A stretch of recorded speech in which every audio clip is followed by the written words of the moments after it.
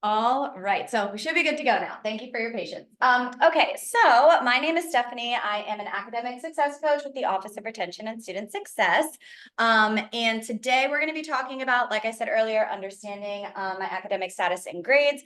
But Coryn, who's going to come in a few minutes after I talk about our team, she's going to be leading the discussion on all of those things, which is primarily why you're probably here today. But first, as I mentioned, I just like to talk about our team and the different resources that we offer in our office, because there's a lot of really great things that we do for students here that could be really helpful for you to know about, whether that's to finish this semester strong or to go into, the next school year, knowing that these resources are available. So our mission is listed up there. It's really just to make sure that you have everything that you need inside and outside of the classroom in order to be successful. And these are a few different ways that we do that. Of course, not an exhaustive list, but one through academic success coaches like myself and Coryn, and even Jamie in the back.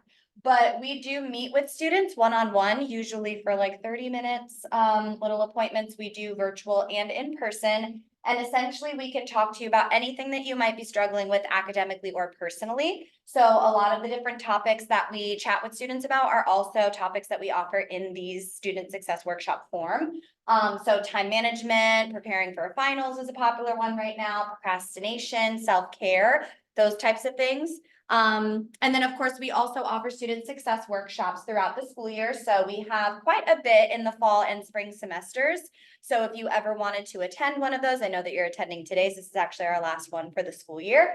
But we do have a lot more. If you're staying next year, that will be coming up as well. And you never have to register for these, as you know. You can just come and attend. Those are offered virtually and in person. And then academic outreach, if you have, an instructor, sometimes we'll reach out to one of us as academic success coaches if they see that there's a need for a certain student in their classroom. So we might reach out to a student if we hear anything like that from an instructor, and just see like, hey, do you need some extra support? Do you want to meet with one of us? And go from there. We didn't get too much of this semester, but hopefully next year, sometimes we'll come into different classes and just chat about things like this or the different topics that we can help students on, like time management, procrastination, study strategies, those types of things. So again, just a little bit about what our office and our team offers, so that you know the kind of support that you have while you're here. These are just some questions you might have asked yourself at this point or any point in the school year. So if you're wondering, how you can be prepared to do well in your classes, how you can create an academic success plan, maybe an assignment or an exam didn't go too hot in one of your classes and you're wondering kind of how to get your grade up, we can talk with you about that. And then a really popular one is what resources are there for you on campus to support you, right? It sounds like something that you should know, but it doesn't always come that easily. So we can be an advocate for you, and we can also help connect you to other resources or offices on campus that might be able to help in any area that you might need. So just some examples. And then, of course, I wanted to show you our team. So we are smaller, but we do a lot of really great things for students. If you wanted to take a picture of this or screenshot it, this is how you would schedule an appointment with an academic success coach. So we are taking appointments now through this time next year and beyond. So we'll be here over the summer, even though it's not, a busy time on campus. But if you wanted to meet or discuss anything virtually or in person, we're available pretty much the same way that you would schedule an appointment with your academic advisor if you've done it this way before. But of course, if you have any questions before doing that or want to get more information, you can always email us or give us a call. We are currently located in this building, the Warner Center, on the second floor, but we will be moving to the newly renovated Hodges Hall, hopefully sometime next month. So if you're going to be here next year, then we'll just be across campus if you ever decide to meet with one of us. And then, of course, I just wanted to put our QR code up there so that you have access to our website in case you wanted to check out any additional resources that we offer. We do have some online resources for students as well. Some of those student success workshops we do have in Student Lingo. So that's kind of just an online platform for you to explore some of those, different topics that I talked about earlier at your own pace.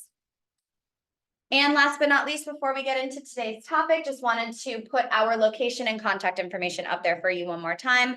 Again, feel free to utilize these resources if you need them throughout the next week and a half, couple weeks. But if you are transitioning to the Columbus campus and you're wondering what kinds of similar resources will be available to you there, we can help connect you with those as well.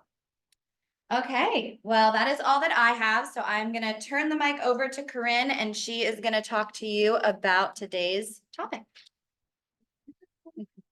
Alrighty, so today we're going to talk about understanding like where you're standing with your academic status, as well as grades. So we're going to do some GPA calculations, and kind of understand what that means for you next. I'm going to minimize that. Okay, so we're going to first start with where you're at by calculating your grades. So it's important for your academic status to know your GPA. So we're going to calculate your semester GPA, but we're also going to calculate your cumulative GPA, which is the most like determining factor of your academic status. And we'll talk about grade forgiveness and other factors that can be of assistance to you. So I gave you this GPA calculator, and if there's anybody online, just use a piece of paper. So do you have a pen with you to write? Okay. That works too. Pencil, pen, that works. So we're gonna do this together. So your term GPA, you'll hear that interchangeably with semester GPA. So that's just for the classes that you're taking right now. And so we calculate this. There's a lovely formula that we follow on the total number of points that you earned divided by your credit hours. So what does that mean? So we're going to do that here by finding out your points. So first, I'm going to have you list out all the classes you took this semester. So there's this first little row column, that's the term, column where you list all of your courses and the number of credit hours that each class was. So for example, this student, we're going to use Brutus in this case. They took Math 1075, which was 4 credit hours, History 2002, which was 3 credit hours, and then Psychology 1100 for 3 credit hours. So go ahead and take a quick moment to do that. And if you don't know how many credit hours, you can always log into your Buckeye link and look there, or you should be able to look on the OSU app too.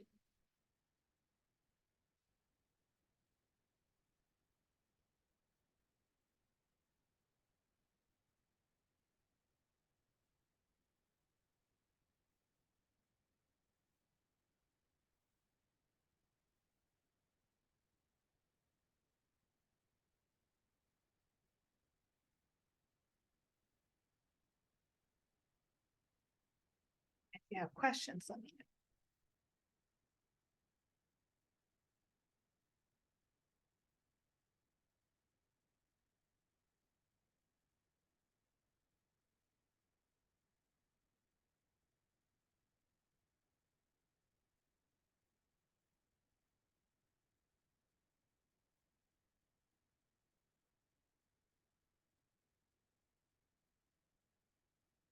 So then, now that we've got our classes listed, we need to then enter the grades for each class that you took. So I know that we're not finalized in our grades yet, but we're pretty close to the end. So we have a good idea of where we're going to end up.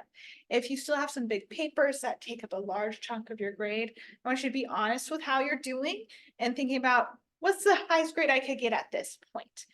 So go ahead and list the grades for each class you took. In Brutus's case, he's got a C- in math, a B in history, and a C in psychology.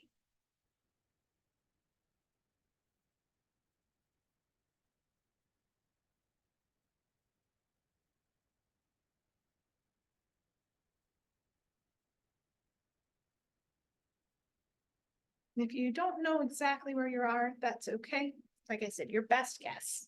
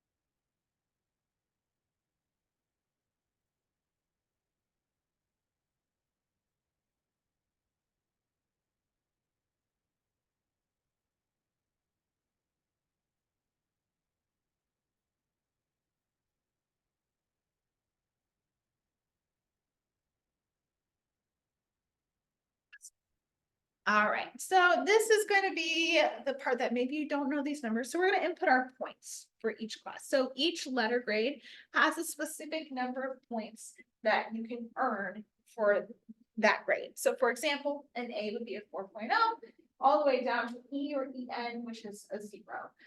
So go ahead, we're going to take the points that we've earned and just enter them. No multiplying at this point. So this is the example, but I'm going to go back to the page so you can see what grades you put in the points. And then we'll go back.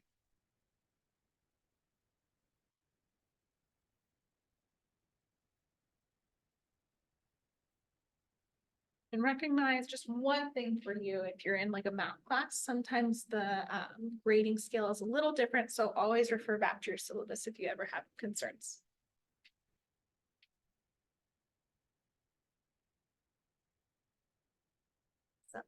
All right, now we get to do math.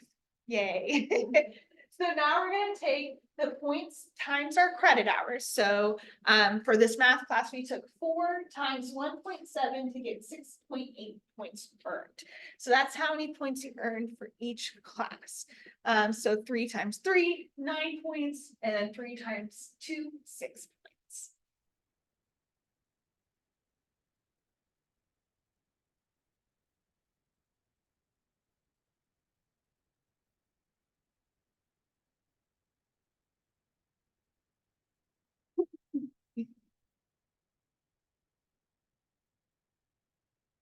Yeah, I usually get my phone calculator out at this part because the decimals, they get me. Right.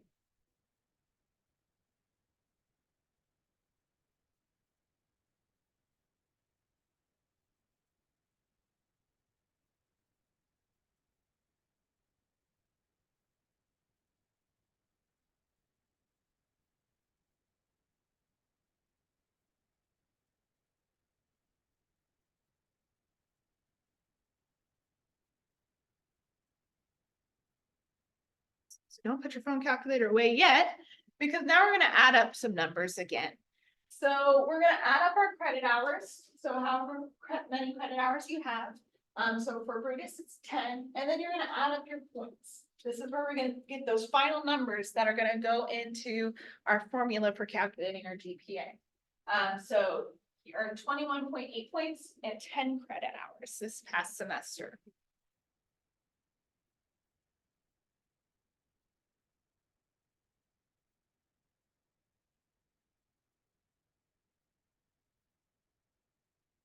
I realize you keep walking far away from the stand. I need to stay here so the microphone can touch me. Catching around. Okay, good. I was like, I'm walking far away. I moved a lot.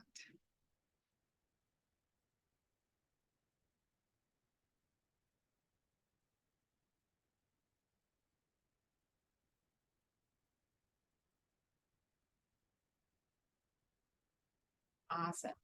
All right, now one more thing is we are going to now put these things into the formula. So on the bottom of your page, you're going to see the formula, not the bottom, but you're going to see this formula kind of in the bottom half. So we're going to take our total points earned divided by our total credit hours taken. And this is going to give us our semester or term GPA. So we took 21.8 points from Brutus divided by his 10 credit hours taken, and that gives us a 2.18 semester GPA. Take a moment to do that.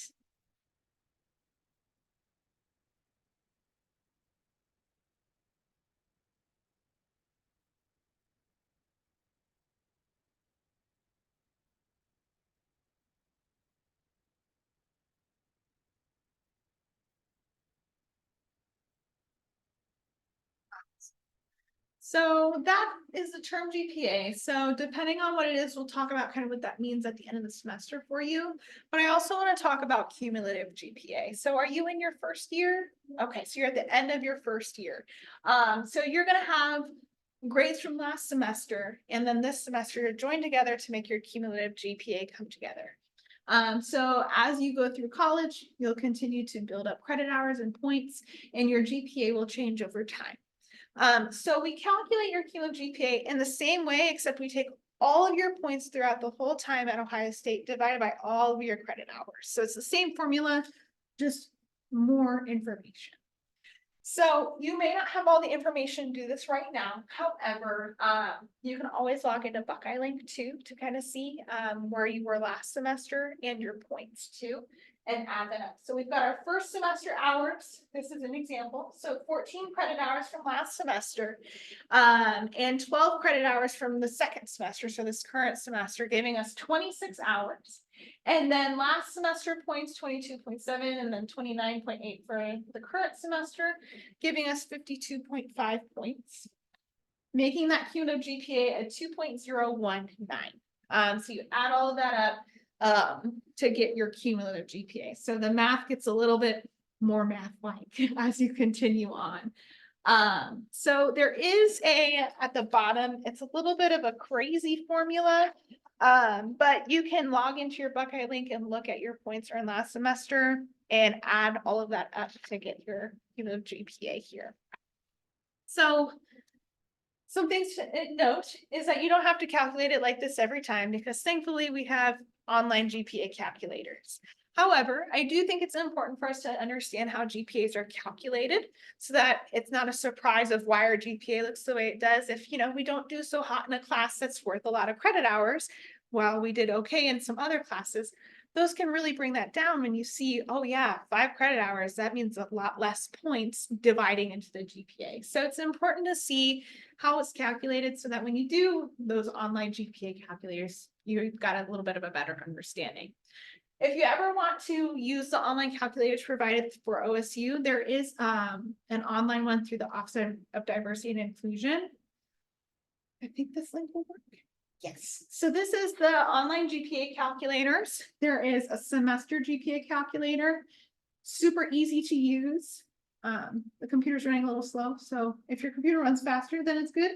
And you just put in all of your grades, credit hours, and I'm just going to put some random stuff. And then you can calculate your GPA. It'll pop up this little box here that tells you what your term GPA is, which is really great. You just have to make sure you put all the letter grades in capital. And then additionally, there's this cumulative GPA projection that you can enter how many credit hours you have, what your current cumulative GPA is, what you'd like your GPA to be, and then how many hours you anticipate you're going to take. So I'm just going to put a random thing in here. We'll say this person's at a 2.3, they want to be at a 3.0, and they're going to take 13 credit hours a semester. So you click calculate number of semesters, and then you scroll down and you see all this information. And what this does is it tells you how long it's going to take you with a specific GPA to reach your goal of a 3.0, for example. So in this case, you can see after about 1.5 semesters with a 4.0, they'll reach that 3.0. So it does that calculation for you. It won't tell you your exact cumulative GPA, and that's where we'd have to do some more of that math. But questions so far? Feeling good. Okay. So based off of what you've calculated and based off of your cumulative GPA, I want to talk a little bit about academic difficulty. So academic difficulty is when your cumulative GPA, so your GPA over all the time at Ohio State, falls below a 2.0. This is when you're considered to be in that space. When you're in that space, you can be placed on academic probation or possible dismissal if you're already on probation. So what is probation? What is dismissal? What are all these things? So academic probation is just the university saying, hey, we've noticed that your classes haven't been going well. We want to provide you some additional support in this space because we want to make sure that you're going to be successful at Ohio State. So you get placed on academic probation. When your GPA falls below a 2.0, you're never dismissed first. You always get placed on probation first. And in this space, you'd get an email notifying you of your probation conditions. It gives you all that information, typically a GPA you need to meet and other pieces there. At the Newark campus, if you're placed on probation, you work with me. So that's one of the reasons why I'm here, is so that we can meet if this is you. And we work together to help you get back on track. In order to avoid academic dismissal, you have to meet your conditions. and then continue on through that way. There's another probation that exists that isn't always necessarily when you fall below a 2.0. And that's special action probation. So some colleges will use this if you're not meeting your major requirements in a specific amount of time, or if your GPA is falling below what they would want for their major. So I know some majors are very competitive. They have high GPA requirements. And so you may be placed on this special action probation, even if your cumulative GPA is above a 2.0. And you would also get notified of that, just like you would for general active probation. So you're always notified of your probation status. So if you're not already checking your OSU email all the time, you probably should be every day or at least every other day. So if you're put on probation, you get that letter and it has those conditions. One of those conditions is that you complete our academic success program. For your first semester on probation, that is the Buckeye Roadmap to Academic Success. And that's where we work together weekly and do online modules that help you to build success both personally and academically. You also need to earn the semester GPA that's mandated by your college, which is typically a 2.3 GPA. I tell students this is a C+ average. So you should be aiming for all C+ in your classes at least to meet your probation conditions. And then some other conditions that are set by your college. Here at the Newark campus, typically that is being enrolled in no more than 15 credit hours during your semester of probation. We do this on purpose because we want to make sure that you have enough time. We recognize a lot of students work or have other like responsibilities, whether it's with their family or personal responsibilities, maybe with their faith organization and things like that. And so taking no more than 15 credit hours so that you can really focus in on those classes. Because remember, you need 2 to 3 hours outside of class for every hour you're in class. 15 credit hours means you're spending at least an additional 30 hours, giving you a full-time job and then some overtime. So we want to make sure you have the appropriate time to do well. We want to set you up for success. Additionally, no incompletes without advisor approval. This is a little bit of a different situation in this case of like if there's an extenuating circumstance that warrants an incomplete, we would be talking about that as needed. So if that is the case for you, we can chat more about that. Alrighty, so with that, questions on academic probation or what that means at the end of the semester. Cool. So talking with your instructor at this point is going to be a good idea if you're not doing well in a class. I recognize we have less than a week of actual classes, and then we run into finals. So thinking through talking with your instructor, are you able to pass your class at this point if that is you? And can you do anything to improve? If this is the case and you can't pass, come talk to us. We're happy to chat with you about next steps, next options, and kind of what you can do from here on. And also some resources. So we've already talked about our office. Stephanie shared with what we do, but we also are with the Center for Student Success, which has tutoring. So if there's any classes that aren't math or writing related, you can get tutoring through the Center for Student Success. And then in addition, if you have any big papers coming up, because I know there's a lot of them happening right now. So big papers, you could go to the Writer's Studio to get help. And then if you have any math exams, going to the Math Learning Center, sitting in there, even just doing your homework in there can be helpful so that you can get that information. And when a question comes up, there's a tutor right there available to help you. All righty, so are you retaking any classes this semester? Okay, no worries. But if you ever plan on it, I want to talk a little bit about grade forgiveness. So grade forgiveness allows students to repeat a course that they've already taken. So I'd like to use an example because it makes it a little bit easier to understand. So let's say Brutus in his first semester didn't pass his Math 1075 class, and he needs to retake this class. He failed, he got an E, it brought him his GPA down. So now he's retaking it and he's doing better. So what he can do is apply for grade forgiveness. It's an online form through the Office of Advising. And what happens is once his class is completed, that new grade is calculated into his GPA and the old one is taken out of his GPA. With this being said, that old grade still shows up on the record. It's just no longer calculated into that. So if you're considering going to professional programs after undergrad or applying to general grad school, whatever your plans are, those will still be there on your transcript. But it does help your GPA. So if you're like on probation and you want to improve, this is the quickest way to do so. You only get 3 options or 3 opportunities to use grade forgiveness as well. So I always tell students to be wise about it. You're not going to use grade forgiveness on a class like EXP, right? Because it's 1 credit hour. So it's not going to make too much of a difference in your GPA calculation. However, those higher credit hour classes are going to be important to use that in, or if there's like major requirements. I already said this, so 3 credit hours, 3 different courses. Additionally, they can only be used on classes at Ohio State. So let's say you failed your math class here and then you want to take it at Columbus State, and you can't then use grade forgiveness to bring that back to take that all in out. You have to take it here at Ohio State.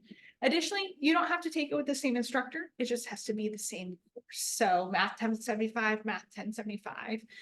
Or if you take like history 2002, you have to retake history 2002. Doesn't have to be the same person, just the same course. And then generally that deadline to submit grade forgiveness is the 10th Friday of the course. So that's for both fall and spring. Summer gets a little hairy, so always check with the dates and deadlines or check in with your advisor to get a better idea of when that would be due in the summer semester.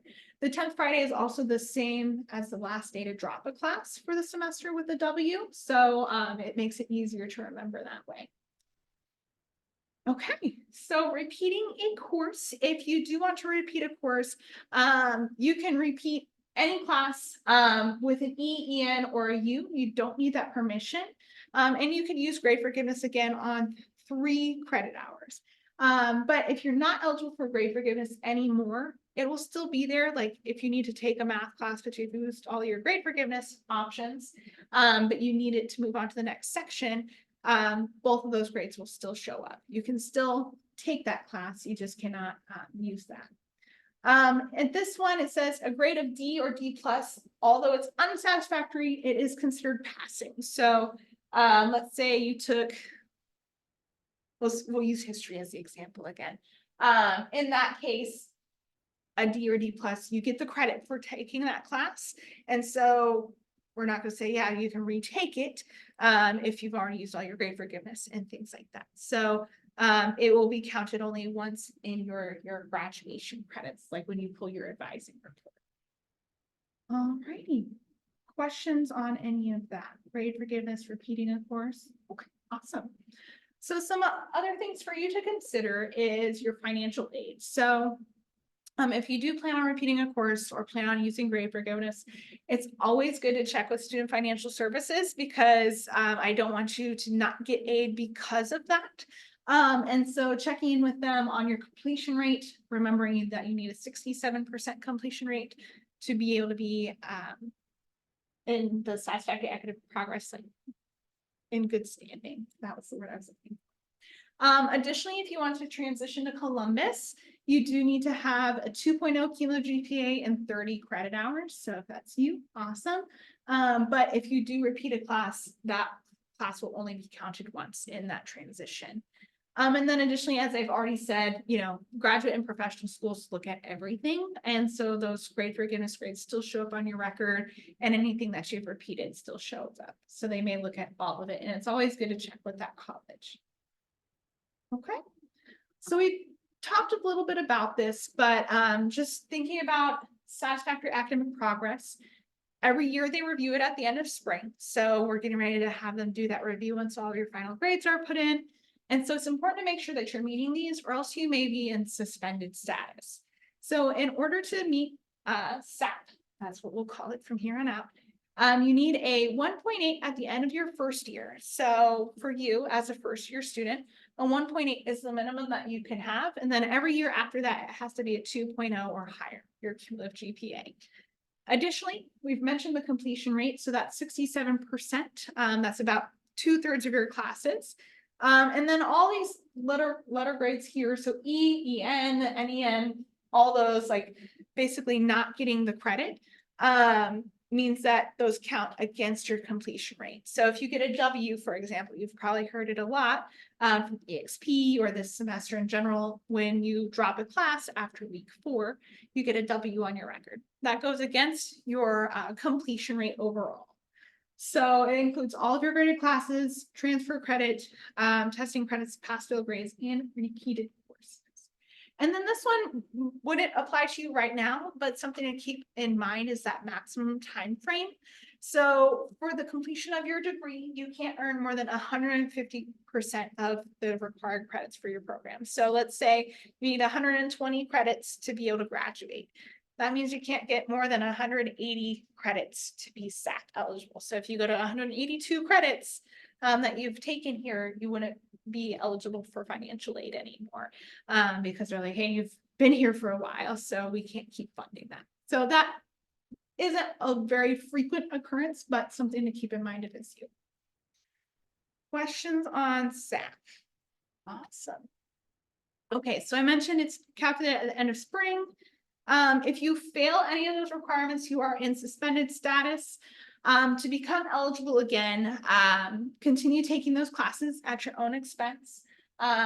Maybe taking less credit hours so that you don't have to come as much out of pocket, or looking into some private loans for yourself outside of the university. So you can continue taking those classes, pay out of pocket, and then once you get back into good standing in that space, you can either do an appeal at the end of that semester, or they'll review it every spring. So they'll say, okay, you're back in good standing. Additionally, if there's been any kind of extenuating circumstances that you've gone through, you could do an appeal at that semester to regain your status of financial aid. Questions on that? Okay. All righty. Well, no worries. The first day of fall semester, is that on Tuesday, the 20th? It's usually on a Tuesday. I haven't, oh wait. I think this is up to date because that says 2024. Yeah, let me double check. So we believe it's Tuesday, August 20th. So do you plan on transitioning to Columbus? Yeah. Awesome. Okay, so be prepared for August 20th. That is the first day of the semester. Staff is going to confirm. And then you won't be here at the fall semester, but I encourage you to look for folks in Columbus or reach out to one of us and we can get you connected with some folks so that you can continue getting this wonderful knowledge and support when you get there, because there's a ton of information when you get to Columbus too. Yeah, first day is Tuesday, August 20th. Excellent. Questions? Awesome. If you'd like to share any thoughts with us, feel free, that QR code. We'd love to get feedback on how we did, if there's any suggestions for the future. But we thank you for being here. Anything else, Steph? Well, I think that is everything. Like Coryn said, this QR code right up here goes straight to our survey for the Student Success Workshop. So if you can, it doesn't take that long. Just let us know how today's workshop went for you. And then there is, I know you're transitioning, but there is a box for you to put in like future topics that you think would be helpful to hear about. So yeah, thanks so much for coming. Hopefully it was informative and helpful for you. We're going to stick around just for a few more minutes if you do have questions.